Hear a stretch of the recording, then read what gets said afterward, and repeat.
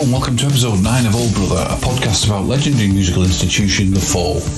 Each week we invite along a guest to chat about their experiences and memories of the group. You can find us at all the usual suspects, but we're hosted at play.acast.com/s/Old Brother. All episodes are also available on YouTube. You can search for Old Brother Podcast and subscribe so you'll never miss an episode. This week we're joined by the legendary Martin Bramah, main man of the Blue Orchids and Factory Star, and of course founding member of the group we're all here to talk about. Hope you enjoy it.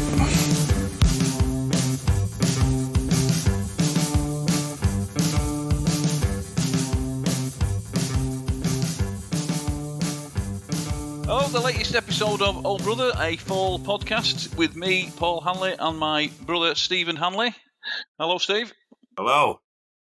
So we've got to be on our best behaviour today. We've got a founding member of the Fall, and who was our boss for a bit as well in Factory Star, so we have to be nice and polite. So without further ado, Mr. Martin Bramah, how are you, mate? I'm all right, thanks, yeah. Nice to chat to you both again. I'd just like to crack a can in honour of the man that's brought us together once again. Yeah, okay. I'll drink to that. Very good, yes. There you go. Now I can start slagging him off. Right, okay. I was joking. Right, to put the phrase, we're going to go back. So, yeah. pre the Sex Pistols gig, and then this is how it always gets printed. You were sort of a band, but you hadn't played live. Is that right? Is that the Sex? Well, yeah, that's right. We were just a gang of mates hanging out, listening to the same sort of music. And we kind of felt like we were a band, you know what I mean? We were a gang who was going to become a band, because that was the way it went. So you did talk about actually being a band then? Yeah, it's just a dream, like, teenage lads do.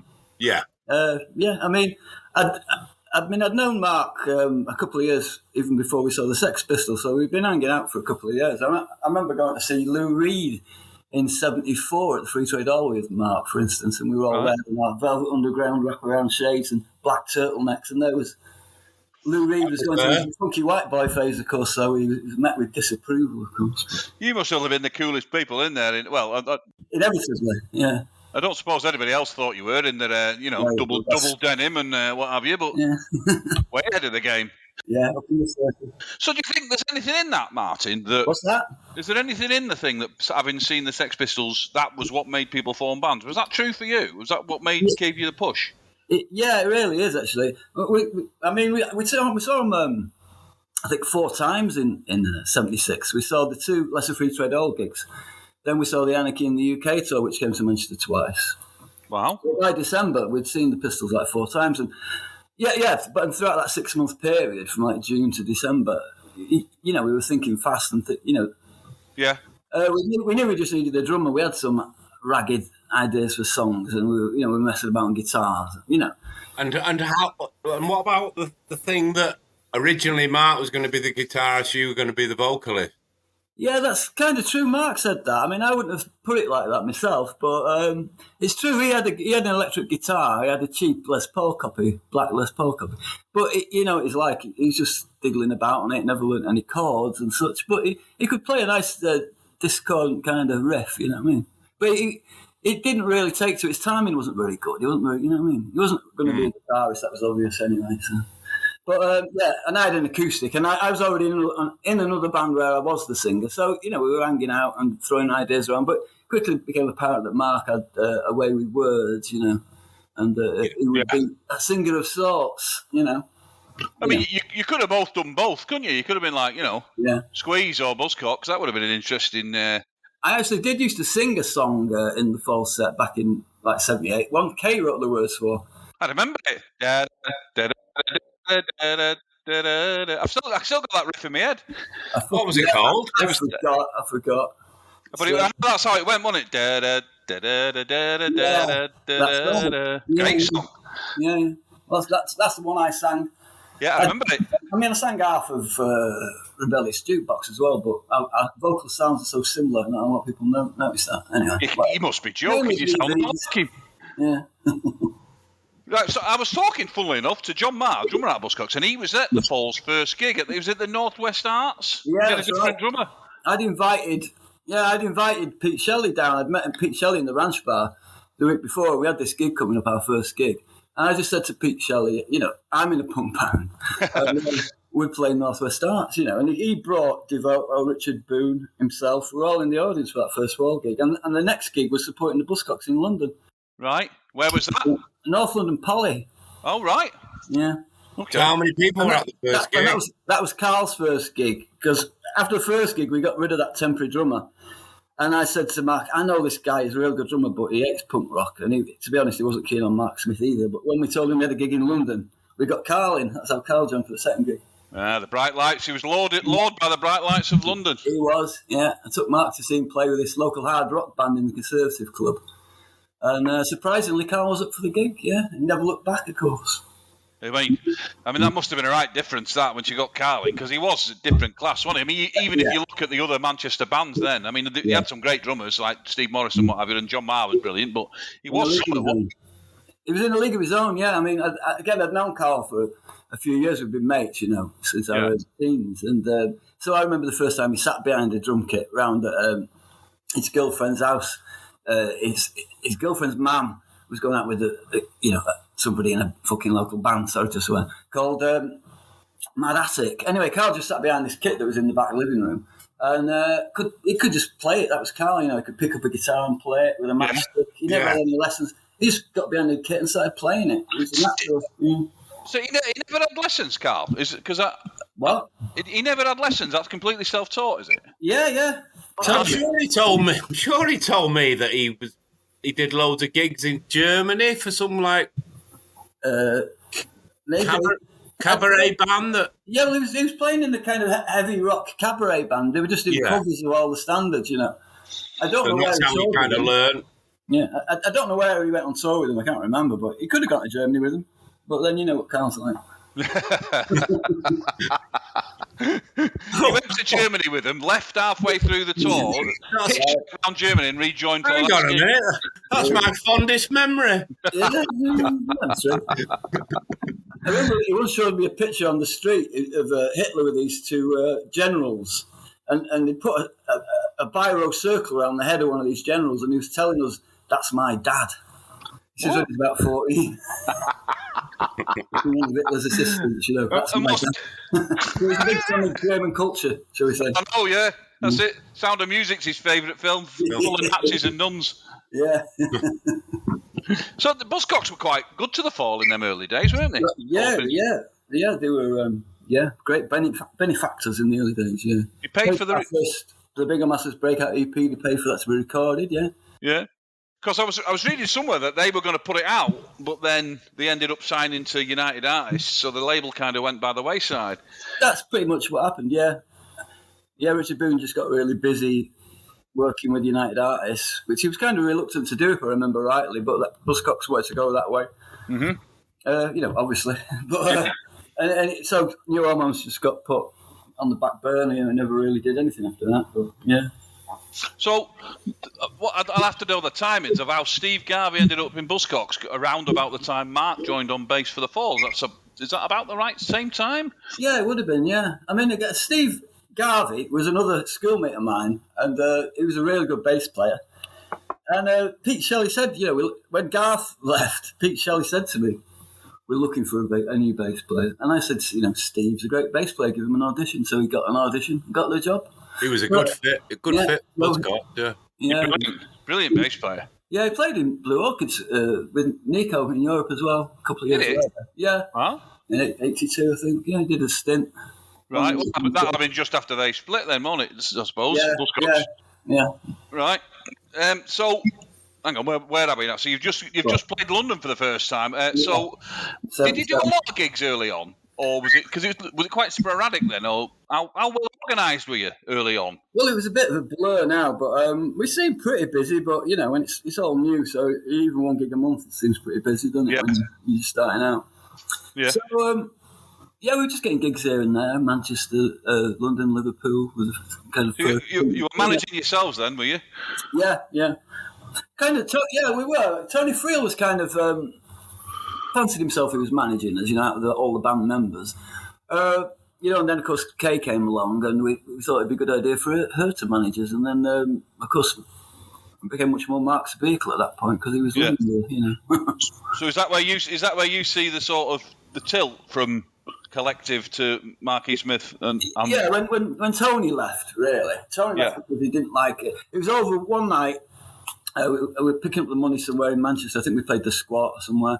Can't remember where. It might have been the university. But we're getting in the van, and Tony's been to get the money off the promoter, and he's already give it Kay. So he's like, "Who took the fucking? Who took the money? Kay's got it. That's my job, you know." So anyway, so Mark told him where to get off, and that Kay was doing it from now on. And so they had a bit of a set to. I ended up punching Mark that night, actually. Oh, blimey. Yeah, overall. That. Only Tony left and I didn't leave, but I did punch him. But I got pulled off by John the Postman and a few other hangers on who were around the van. Yeah. Dear me. That's the first time we'd actually come to blows. So was that kind of the first problem for Tony, or had it been building up to... It'd been building up. He hated Kay's guts, and I don't know. You know, Tony's... his own man, and he had his own ideas, and he didn't think the fall was going the way he wanted to go. So, you know, he'd had enough by the first few months. Because him and Mark had been such close mates like the previous year, or, you know what I mean? But they'd fallen out. So there's all them letters, isn't there? Right, that's right. Mark was typing out all those letters. Yeah, been online. Yeah, interesting. Yeah, so then, when Eric came along, was who picked Eric then? Was he a mate of yours or? No, that he came through Mark and Kay, but really through John Cooper Clarke. But you know, it's obviously a conversation that was had probably in a bar between Mark, Kay, and Clarke that Eric would be a good replacement. Yeah, so he just turned up at rehearsals one day. Right. Yeah. So you weren't worried about your position slipping away by that point, were you? Or give him no. I don't mean they were going to sack you. I mean that you were less of, you know, it was less down to you because you know you should be consulted about who the bass player is, really, shouldn't you? You would think.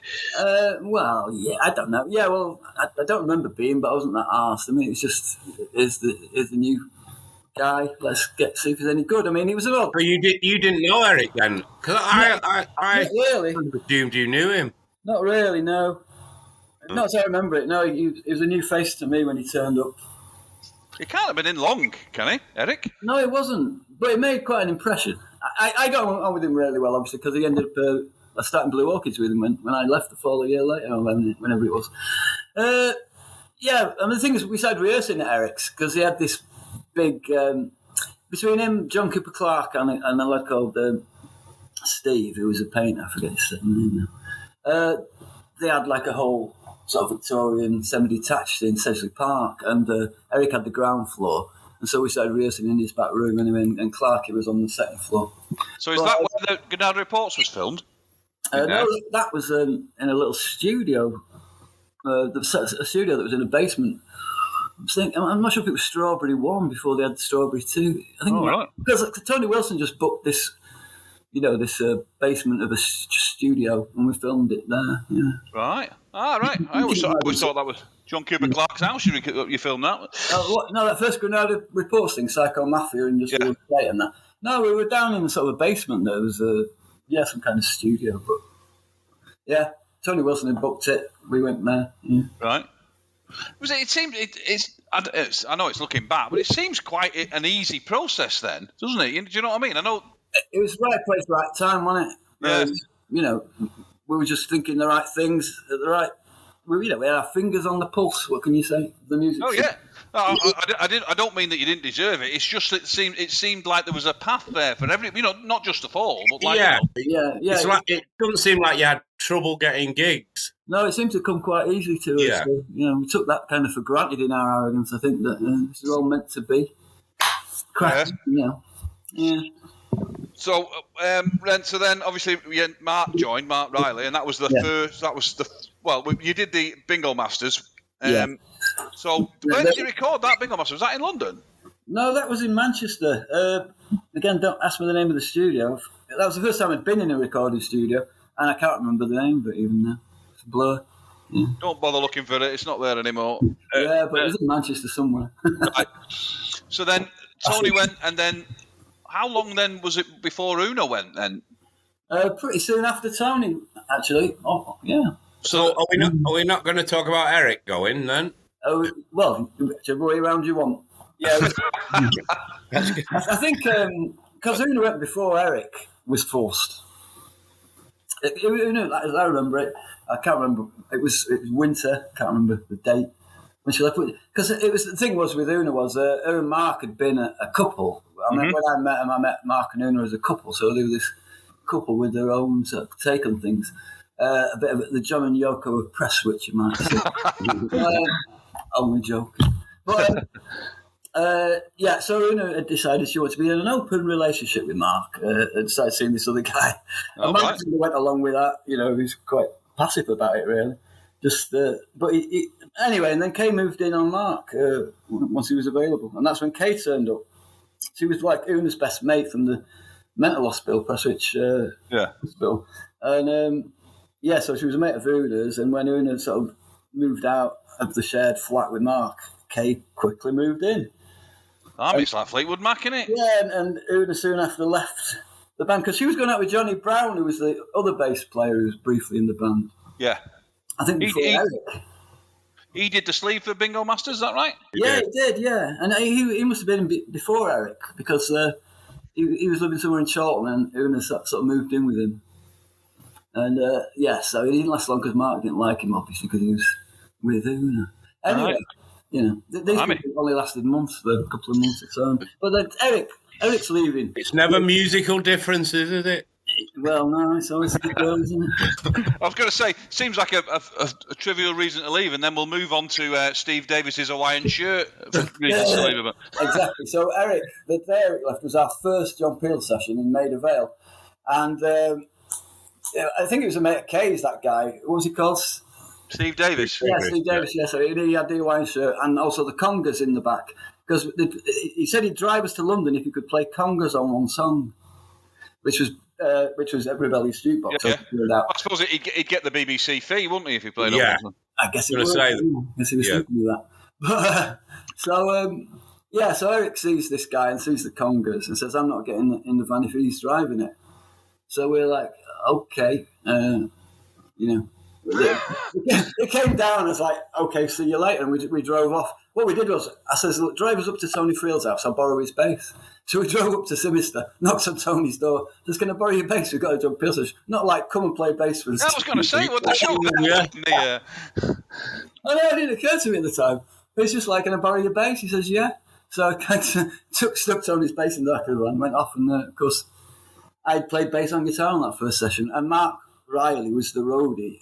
After the session, it was like, you know, we need a bass player. You're the man, you know. So he was in after that, really. Yeah. Because there's that famous picture of is it Band on the Wall that Kevin Cummins took with Mark's first gig, wasn't it? Yeah. That must have been pretty soon after that. Yeah, but he kind of knew all the songs already. You know, I knew all the bass lines. I sort of simplified all the bass lines, which is that classic four bass sound, you see. Yeah, definitely. It's simple, isn't it, Steve? Yeah. He's an expert. How did you play? Did you? So you played it on a right-handed bass that session? Yeah, it's only 4 strings. Yeah, but they're the wrong way up. You don't have to play any chords, you know. I can't get my head around that. I don't know how you did it. I tell you what, though, they're pretty good, the congas on the Rebellious Jukebox. Yeah. They're all right, yeah. We didn't use them on the album for some reason, though. On the album version. No. We did. He came back for one gig with when I joined. We played a gig, and he was. I think he was driving at that as well, and he played. He got up for Rebellious Jukebox. That was quite good. That. Yeah. Okay. Sort of a Mickey Finn of the fall. Yeah, indeed. There's only I think Yvonne, who I've not played Rebellious Jukebox with, who's played on that. I think. Right. Yeah.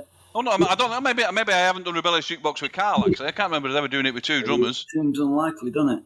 It does. You wouldn't be needed if he was there. No, he wouldn't have let me. To be fair, he wouldn't let me get my hands on it.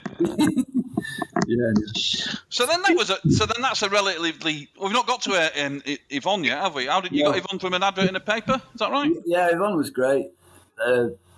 Total respect for her contribution. She's often forgotten about, really. Yeah. You know, she played on Witch Trials. She did a great job. And on it's the new thing in various times, which various times is a classic fall. It's like a template for a lot of things that came later. I mean, that's a great lineup, that isn't it? That Witch Trials and It's a New Thing lineup. I mean, everyone's on the top of the game there. I mean, everybody's pretty reliable in that lineup, you know. Yeah. We could have been relied on, except the management was annoying us all so much. Well, I've always said I thought that lineup could have been really, really big, like sort of U2-y kind of, if it was stuck together. Who knows? I'm not saying that we need another world necessary leads of the U2, or it would have been a good idea. Yeah. But you had the potential, didn't you? I guess so. Who knows? Things turn out as they do. Yeah, and then so you've got this fantastic lineup where everybody's brilliant, and then Carl leaves and you get Mike Lean. That's the next thing, isn't it? Yeah. So I'm taking that wasn't your idea. No, it wasn't my idea. No, that's true. It was Mark's idea. He liked the Teddy Boy look, Mark. You know. Yeah. And he thought that'd mean you'd get a simple beat with just a strong snare backbeat, which is which I guess he got with a few rototoms thrown in for free. Oh, well, they should have been thrown somewhere. So, do we know why Carl left the first time? It was a surprise to me. He left after the Marquee. I think it was the second time we played the Marquee, and it was a pretty riotous night. And well, was I there? I was possibly there. He might have been. You know, it's all a bit of a blur. It was a long time ago. Who was there? He might have been there. The audience were quite aggressive to us that night. I remember smacking some chained up punk in the mouth. Nice. Yeah, you get throwing. I'm getting a lot of you punching people here, Mark. I was a wild youth, wasn't I? You were. So was that when Carl auditioned for Iggy Pop? Was that just after he left? No, that was like 86, I think. Well, was it? Oh, right. 86, yeah, because we had Thirst at the time. Yeah. I was a bit miffed with him going off to audition for other people because we were starting off this band Thirst, me and Carl. Anyway, but he had this audition and he was really bricking it. And so for 2 weeks in the rehearsal rooms, I was just playing studio songs with him. And he made me go with him to London to the actual audition and just to hold his hand, you know. Yeah. So I was there in the lounge of the rehearsal space, yeah. So I got to meet Jim, Iggy. I tell you what, you don't hold a grudge then, do you? You were miffed with him going off to... mildly, yeah. But I just played all the songs with him and went with him to hold his hand for the audition. You don't do miffed very well, I have to say. Yeah. Guess not. No. See you like that. Well, he asked me to go with him, so, I did 3 trips to London, got to meet Iggy Pop. Iggy comes out of the rehearsal room in the middle of Carl's audition and says, "Has anybody got any towels for the drummer?" It's like, he was sweating that much. Don't blimey. Yeah, he was really bricking it, Carl, over that audition. And he didn't get it. That surprises me about Carl. Yeah, hoping he's going to listen to this. I don't mean to slag you off, Carl. No.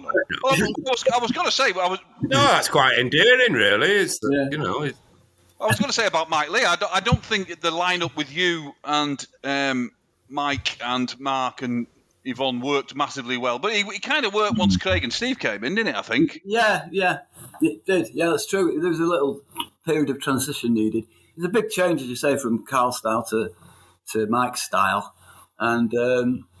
The power, the energy was kind of a lower level. It didn't quite have the power and energy we were used to, so we had to adapt, to a more contained sort of sound. But it's quirky and interesting and original. I mean, and what songs came about in that time? I don't know if we wrote much in that period. Figure Walks was there was a few on Dragnet, wasn't there? No, Figure Walks was actually an early song. Was it? Well, I think so. Yeah, no, maybe I'm getting it mixed up with your Heart Out. Anyway, Figure Walks might have been from Mike's time. You might be right, actually. Yeah. Sorry, I was getting the 2 songs mixed up. And Printhead, that was one of them, wasn't it? Printhead, yeah, that's true. Yeah, I know more about it than you used to. I was only a callow youth, and I know more about it than you used to. Well, I was at the first. It's hard to remember who was in the room when we were playing what song. Sure, you understand that, Steve? Yeah. I can remember it all, unfortunately. Because I was at that first gig. Well, me and Steve were both there, weren't we? That Bowden gig you did, Mike's first gig, when you'd obviously raided his dressing up box. Yeah, right. Okay. So is that true then? So we'll have to hang on before we get to where I was going to ask. So what happened then for you going? What was the big thing for you? Oh yeah, it's kind of difficult because we're all in each other's pockets. We all knew each other too well. And Kay was starting to interfere in my private life as I saw it. Generally, it was difficult the way Mark was taking over. He wasn't asking people who wrote what. He was just writing credits, on, and sending them off. What do you think of that, Steve? It's good we stopped doing that, isn't it? That's the old gripe, isn't it? But this is the start of that, Yeah. So I was annoyed about that, but it wasn't a deal breaker. It wasn't the end of everything. But these were the little niggles. And then when Kay started coming around and telling me who I should be seeing and who I shouldn't be seeing and all this, it's like, just get out of my life, woman. You know what I mean? Right. We run the band, but you're not telling me. Anyway, yeah. I think that was the last straw when Kay turned up on my doorstep about, some incident. Right. Some lady at the time that I got involved with briefly. Don't want to name any names, but that was the last straw. I've probably not said that before because generally, it's just all kinds of stuff coming to a head. Yeah. But I don't know. I was the last remaining original member. I was surrounded by all these, by then, people that Mark had got on board, I suppose. I don't know. So I just decided to leave and do something else. At that point, I did enough for Kay, really, more than Mark. I think the two of them together could be... it could be difficult. Difficult, yeah.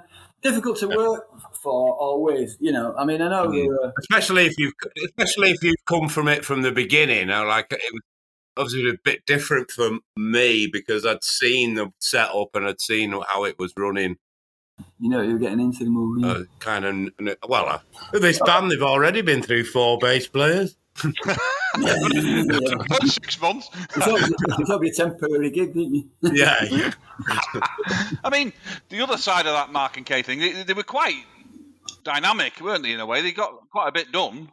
Yeah, obviously, they were a great combination as far as the outside world goes, as far as getting the early fall somewhere goes. Yeah, you can see it all in retrospect. Yeah. At the time, they were just starting to be a pain in the arse. And, I don't know, I'd been in the fall for 2 years. I'd known Mark for years before that. We just sort of fell out. It was an intense period. And, we got sick of the sight of the pair of them at that point. So, right. Just is what it is, isn't it? Yeah. I'm a big fan of Mark, obviously. Yeah. Brilliant writer. And what am I? That's the thing. We've been saying this about on this podcast. Everybody we speak to who's been in the band and you've seen lots of interviews where people might not come across as massively happy, but everybody comes across as a real big fan of Mark E. Smith. That's the thing. Obviously, you'd have to be, wouldn't you, to be in the Fall? You couldn't. Yeah. I think. Yeah. So how long between you leaving? And was it at the Iggy Pop gig? That was where it happened? It was. I was actually the on-stage security at that gig. Alan Wise got me the gig on stage, keeping the girls off Iggy Pop. Tough job. Yeah. So I was the on-stage security, me and Eric, actually. But, and that night, Mark was there in the audience, and after the show, I took him to one side and says, "Look, I'm leaving. I've had enough." And how did he take it? He must have been a bit. He was really upset about it, actually, because he didn't want me to leave. At that point, it would have seemed I would be hard to replace, although it turns out I wasn't, of course. But he was upset about it. He told me I was doing a stupid thing and things were going to be really going places soon and all that. Gubbins gave me his best pep talk, but of course I'd made my mind up. So he wasn't happy about it. And did you know what you were going to do? Did you have plans, or did you just want to be not in the Fall? Yeah, I was just going to do something else, start the Blue Orchids, as it turned out, obviously. But no, but I didn't go with a master plan. Right, okay. And Mark told everyone I was leaving to join Susie and the Banshees, which really pissed me off because I'd known people were doing that. Where did he get that from? Out of thin air. I think they were looking for a guitar. I suppose they were looking for a guitarist at the time. I never answered the ad because I wasn't interested. Well, was that when they got John McGough then? Might be. Because I never realised he's Manchester, wasn't he? He was living with Malcolm Garrett and hanging around with Linda and that. So he was on the scene as well. Yeah. Oh, he was in Magazine, wasn't he? Magazine, yeah. He was a great guitarist. Yeah, I've chatted to him a few times at gigs and stuff back in those days. Yeah, he was a pair of me in the Fall and that. Yeah, and he was a great player. Yeah, great guitarist. So, how quickly did it take you to get Blue Orchids together then? Oh, good few months. You know, too many drugs involved. Yeah.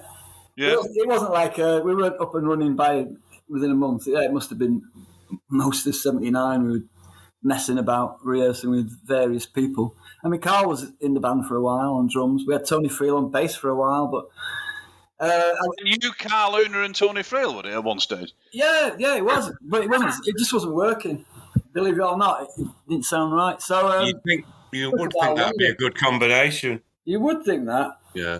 but I don't know. The vibe wasn't there. Something Right. was. Is it true that you showed Craig the songs? I did, as I remember it. I don't know what Craig remembers, but he came round to my flat. I had a little flat in Sedgley Park at the time, and he came round one night with his guitar, and I just left the band, and he was getting the job, and somehow it was negotiated between, probably Mark Riley suggested it.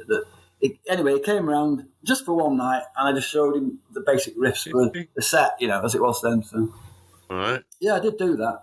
I know Craig's his own man and he's got his own style, but I did give him that way into the fall songs as it were then. Yeah. You didn't get you got a bit short shrift on the credits for those songs on Dragnet, didn't you? Well, I think. Yeah, apparently. I didn't even think about that for years, but it's been pointed out to me that obviously I wrote a few of those songs before I left, and my name's not mentioned, but I'd got used to that by then. So. Well, if you get used to that when you're in the band, it's not really a surprise when you're not. No. He tried to write me out of the history of the band for a while. He went through a phase of saying the fall started in '79. The real fall, you guys. Blimey. Did you ever read that? I did, of course. No, I've never seen that. My memory. So then, how long were the Blue Orchids a going concern then? So you're saying started about 80, was it? You got really got going? Yeah, really sort of end of '79, but really sort of, I think it is 1980 really in my mind, because that's when we did some demos, got them to Rough Trade. Jeff Travis was interested in us, so we started recording for Rough Trade and got our first single out, I think, at the end of 1980, The Flood. So was it enough to live on then, or were you? Did you make enough money? I mean, I know people lived pretty frugally in those days, and the fall. I was living pretty frugally. Yeah, no, I mean, nobody was paying us a wage at Rough Trade. No, I mean, I was signing on, of course, like every other musician. Yeah. There's a bit of extra money from gigs and records and that, but they were different times. Yeah, they were. I mean, it was possible to live, wasn't it, by signing on in them days? Yeah. I'm not so sure it is now, but certainly not live and be in a band like that. Yeah. I don't think you could do it now. No way. I was going to say, as it's the fall podcast, we're going to have to skip ahead a bit now to the end of the decade when Steve's. We're not going there, are we? I think we're going to have to, I'm afraid, Steve. So extricate. Yeah, we're looking at the end of 80. Was it 88? I think. Hang on, let me get my notes. I'm trying to get my timeline. So the end of 88, Bricks went. Yeah. And then I was talking to Steve earlier, and the beginning of 89, the fall did kind of nothing for 6 months. Well, they didn't do any gigs. And Steve was saying a lot of that was recording. Is that how you remember it? Yeah. Well, you'd already started recording backing tracks for Extricate before I became an official member again, hadn't you? Yeah. Yeah. So, the reason I rejoined, I mean, I'd heard Bricks had left. I just stopped working with Carl. First had kind of disintegrated. And I thought, well, it's like 10 years since me and Mark fell out. I've still got his phone number. So I just phoned him up and said, do you fancy doing a bit of writing together? And he said, yeah. So I went round to his house with my guitar. Right. At first, I didn't join the fall straight away, but I wrote 3 songs with him. And then he says to me one day, a few weeks later, Craig and Steve think it'd be a good idea if you rejoin the band. He says, I'm not sure about it, but do you fancy it? So that's how he put it, in typical Mark. Craig and Steve think it'd be a good idea. I'm not so sure. But so was that you pushing for that, Steve, was it? Yeah. It came up in some conversation. There's going to be a replacement for Brick somewhere along the line. Yeah. And Craig and I thought it'd be great to get you in here. Yeah. So is that if you were just writing, is that reason why it's credited to M. Beddington then? Because you didn't want to Yeah, I told him specifically not to use that name, but he did anyway. I had everything set up with Bramah as my pen name, for all legal reasons. Yeah. My real name is Beddington, Martin Beddington, but I've always been known as Martin Bramah, so that's like my pen name, my stage name, whatever you want. Yeah. And I'd explain that to Mark, just keep crediting me as Bramah, but he'd seen my passport and decided I should be Beddington, that's my real name, so he took it into his own hands to credit me as Beddington, which muddies the waters, doesn't it? If people don't know details. He had some reason for that. I don't know. But. Well, he was at that point he was really difficult, wasn't he? That year I felt like he only let me join so he could punish me for leaving last time. In the first place. I don't know. I think for a lot of that year we were pretty professional and pretty together. We were as a band, weren't we? Yeah. It was a great unit, but he was just always having digs all the time. Yeah. I was looking at that. There's like a list of the gigs at the beginning of '89. You went everywhere, didn't you? We did. Busy year, wasn't it? Yeah. It's got like UK, then Europe, then the US, then Australia and New Zealand. Yeah. And then Japan for some of you. I didn't get to Japan. I know. Brazil was the first time we got on a plane together, I think. But good God, it was a bit of a long one then. Tucano Festival, 12-hour flight, wasn't it? Yeah. There you have. That's how I came back into the fall. I phoned up Mark, and then obviously Craig and Steve got wind of it, and it was a great idea on paper. So, do you regret it then? Do you think? I don't regret rejoining the fall. Who would? Why would you? No. I'd made my mind up. Nothing was going to make me leave this time because it was a good going concern, good things to be part of. Yeah. But I couldn't stop myself getting fired. That's the only thing I couldn't stop happening. So there you go. So do you honestly believe that he got you back in just so he could fire you as a punishment for leaving? Like it felt like that, yeah. He was pretty frosty with me, But then he was with everyone at that point. I'm saying it flippantly, obviously. Of course, yeah. I don't actually believe he did that. No. It just felt like that. Yeah, of course, yeah. Well, there must have been a bit of history then, even subconsciously. Well, I believe when he was very drunk one night in Australia, I wasn't there, but he was screaming at Marsha that I was the man who stole his wife. Well, I never met Brix, who was his only wife at that point, so I could only imagine he meant Una, but, they'd been split up for a year before I started seeing her, so whatever. But that's the kind of atmosphere that was around by Australia, It's bonkers. Do you remember of that time, Steve? Was it particularly fraught for you, or do you have a better memory of that? I do remember a lot of arguments between Martin and Mark, but I don't know. Chipping Norton, that was the big argument. Chipping Norton, yeah. He fired me that night, but then reinstated me for Australia. So, yeah. What happened in Chipping Norton? We were recording that Dredger EP, weren't we? Yeah. Blood Out of Stone and White Lightning and all that. It was the night that Lou Reed and John Cale were being broadcast on the BBC. Their album Songs for Drella had a BBC special. Right. Yeah. And you, Stephen, Craig and Mark went to the pub, and I stayed in the lodgings we had. Well, it was like a living studio, wasn't it? No. Big sort of Tudor farmhouse. And so I was in the kitchen watching Lou Reed on the... anyway, we had a big row. I was sat there with Marsha, actually, so he came back and thought I was being too friendly with Marsha. That was the issue, obviously. And so we had a big row in the kitchen where he tried to smash a whiskey bottle over my head, but he didn't do it. But, no. And I told him what I thought of him, and so he fired me. But then I got reinstated the next morning, thanks to Steve again, the mediator. Briefly reinstated. But again, you can talk about regrets, but you did get to go, you did get to go to Australia, so it was... I'm not regretting anything. You're the one talking about regrets. Martin, when I say you can talk about regrets, I meant one can talk about regrets, not you. Exactly. Not you personally. Why? Yeah. But it's not really worth regretting these things, because it's your life, isn't it? It's a pretty amazing thing. Yeah, no, it's... I've probably said this before, but I have, but... there is and I've thought this a lot over the last few years. It was a different thing when you were in it and you're fully involved in it. It did seem like a different world that normal rules of how to be a human being didn't apply. Yeah, you're a cult member while you're in, aren't you? The mind control.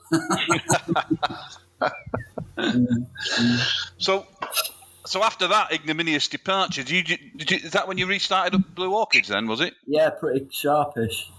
A new lineup of Blue Orchids, yeah. Yeah.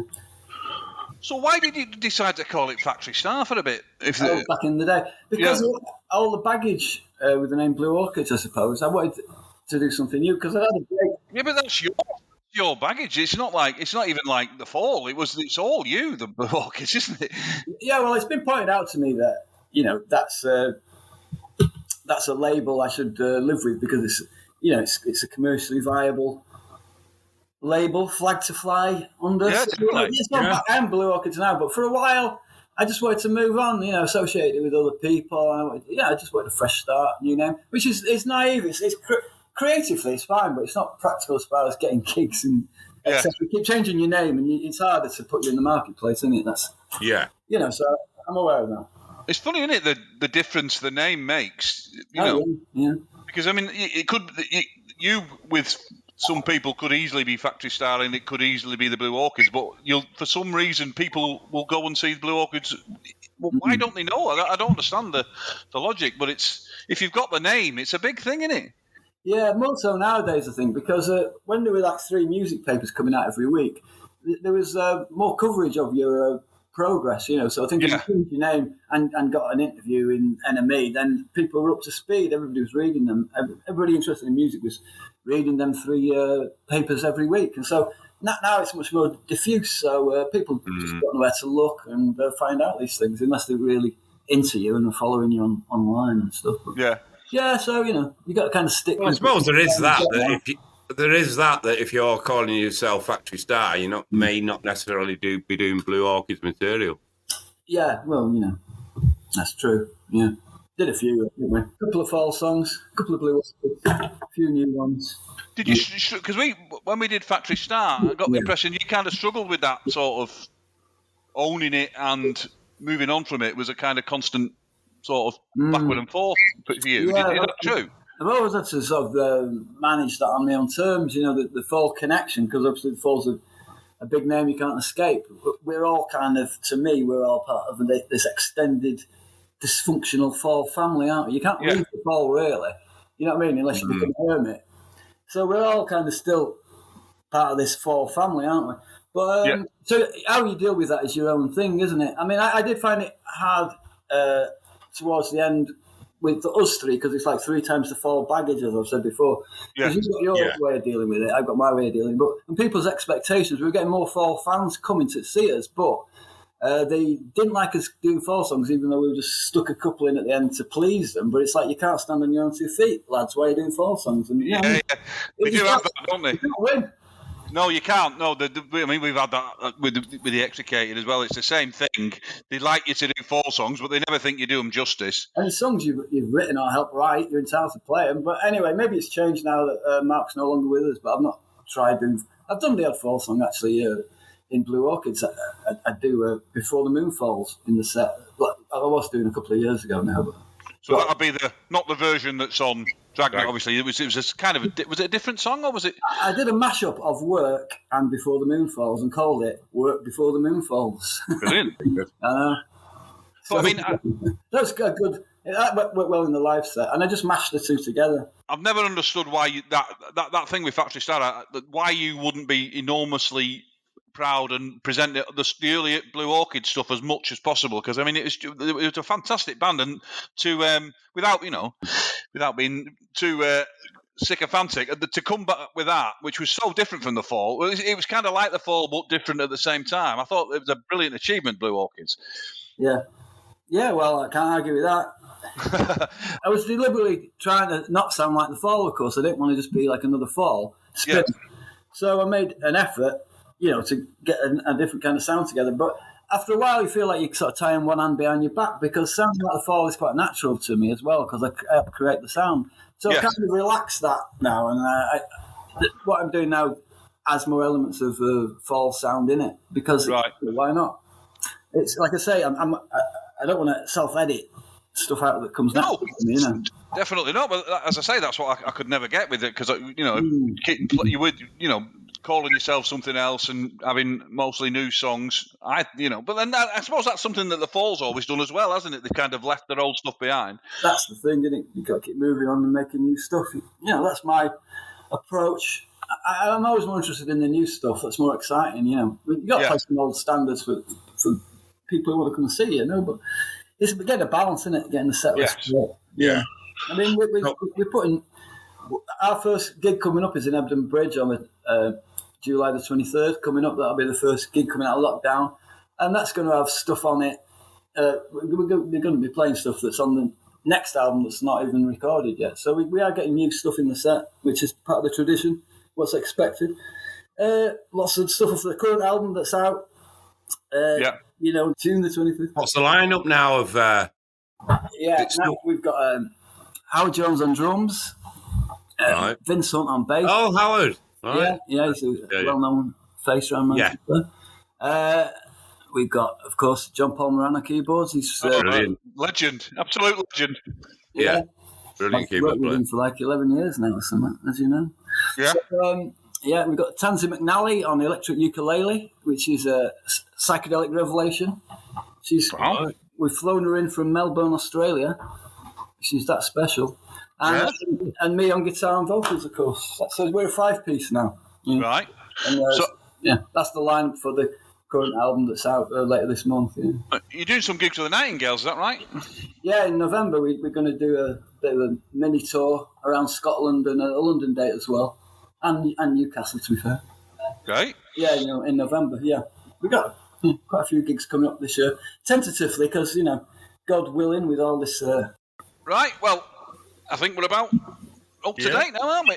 So it's been good to talk to you, Martin. It has. Yeah, I really enjoyed it. You managed to record last year then? Yeah, in July. It was we rehearsed for 3 days and recorded for 3 days and did a whole album in 3 days. Yeah, playing live in the studio in beginning of July last year. Yeah, there was a little window.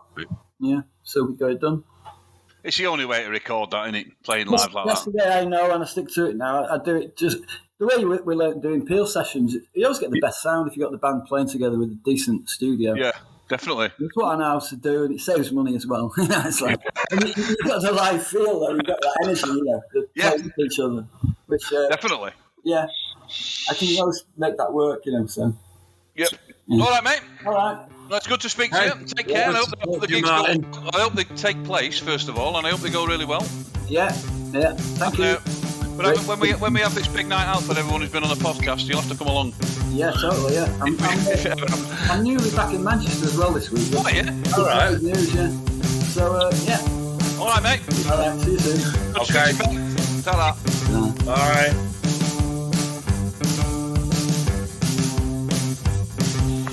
Thanks for joining us again on Old Brother. Episodes are released every second Friday, so watch for episode 10 in 2 weeks. Please follow us on Twitter at Old Brother Show, where you can find a link to Spotify and subscribe via iTunes, Stitcher or RSS, so you'll never miss an episode. While you're at it, give us a rating on iTunes or tell your friends about us. For further reading, you can check out our books, published by Root Publishers and available from all good bookstores. Hope to speak to you again soon, and remember, if you're driving, take your car.